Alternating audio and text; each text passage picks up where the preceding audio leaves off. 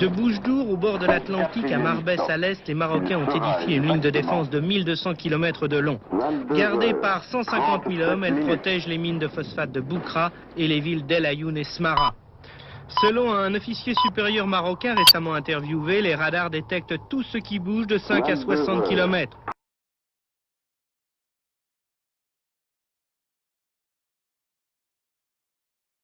Cantonnés à 20 km du mur, les Sahraouis se sont approchés tôt le matin des positions à attaquer.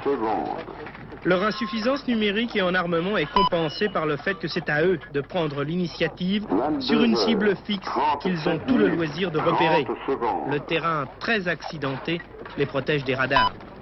Regardez bien ici, nous voyons les Marocains évoluer de l'autre côté du mur. Durant une demi-heure, les Sahraouis harcèlent les positions marocaines, puis en quelques minutes, les mortiers sont embarqués dans les véhicules et l'unité disparaît entre les rochers pour aller s'installer 20 km plus loin, en face d'une autre position. La riposte marocaine est assez précise, mais très souvent, les positions de tir initial sont déjà abandonnées lorsque les tirs des obus se localisent sur le point d'attaque.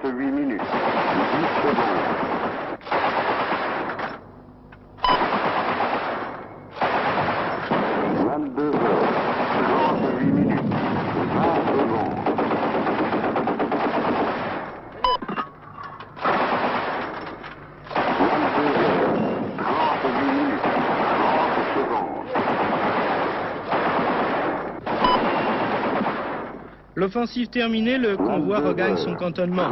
Il reprendra la même opération demain. Cette guerre d'usure, de harcèlement, les Sahraouis sont déterminés à la poursuivre le temps qu'il faudra. Il est clair que ce ne sont pas ces escarmouches quotidiennes qui feront basculer le sort de la guerre. Il est clair que la stratégie du mur de défense marocain est d'une efficacité redoutable.